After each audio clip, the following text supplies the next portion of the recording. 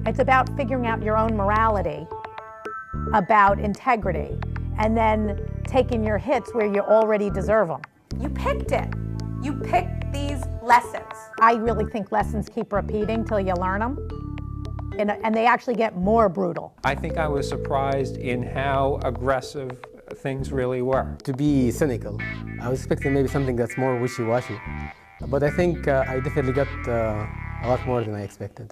It was sort of shocking and refreshing, and so I decided to stay on for it, and I'm quite glad I did. I would love for you to show me a person who has the perfect, 100% extraordinary life.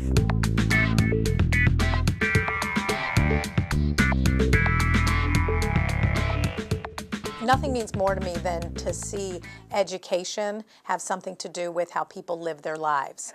I met a professor that teaches here, and I made a trade. I said, if I prove that my work works to you and would make a huge difference for your students, will you let me teach some class there? Will you get my foot in the door? And he said yes, and so here we are.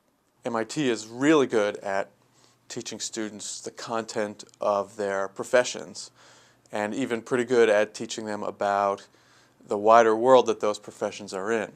But part of our job as teachers is to help them figure out what their personal goals are and how they want to get there. About 2 years ago, we put a very small paragraph in the course catalog for what's called IAP, Independent Activities Period. And that paragraph simply listed this course, Living an Extraordinary Life, and then a few sentences about how to align your personal goals and your personal integrity with your education.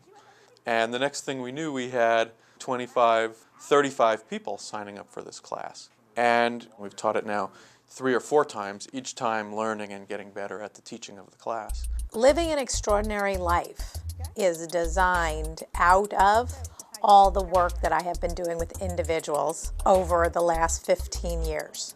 I make the students talk about what they really think about everything in their lives. It's scary. Everyone thinks they're special. They think that their problems are worse than everyone else's, but everyone thinks that. And so really, if you're just open about things and accept things, life becomes a lot easier. The process is get to know yourself, get to know what we're really like and what we're all avoiding and dealing with. I'm not saying there aren't jerks on the planet or mean or backstabbing, but they have really good explanations for why they're like that, and I'm fascinated. The concept of being an author of your own life is very simple, but revolutionary. You need to accept and understand the fact that you control everything about yourself and how you receive stuff. I think that's extremely important in developing any sort of kind of philosophy, if you will. You picked your life. The best way to take authorship of your life is to accept something. And the theory that I recommend you accept is that you picked your life. So that rather than being a victim of it your whole life, like it's not my fault, I'm just stuck here, if you could shift that and get that your purpose is actually to work out all the stuff that is yours, then you have a much greater advantage at relating to your issues. I'm a jerk. I will expect you to do the homework. I'll boot you out if you don't.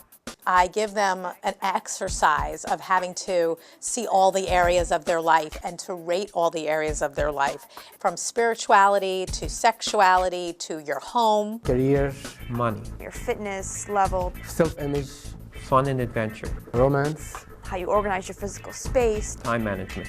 And you sit down and you have to say, okay, if I had to rank myself from 1 to 10, and how extraordinary those things are on my terms, how would they rank?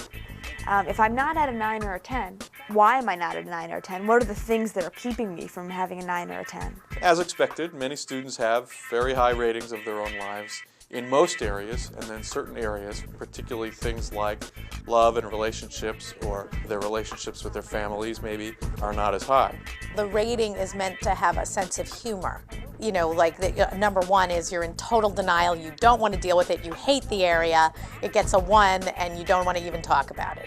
The explanation of the bad rating is always assigned to someone else or circumstances outside of themselves. So they are victims of why they get bad ratings. And then that's when I get them. Because then that's how I can show you're not the author. most of the time, they're just excuses. You're giving yourself a reason just to feel good about yourself, but really they're just lies. Dishonesty takes many forms, so being not honest about how I feel about something. Are you okay with this, Samantha? Yes, I'm okay when really I'm not. It does sort of bother me, right? Wait, I don't know what you're talking about. You're worried about your child? Well, a number of things, yeah. And what are you worried about? Well, I'm worried about me. Sir, you need a plan. And you got a deal. You got a kid floating out there. No mystery, no drama. There's an answer that you know damn right.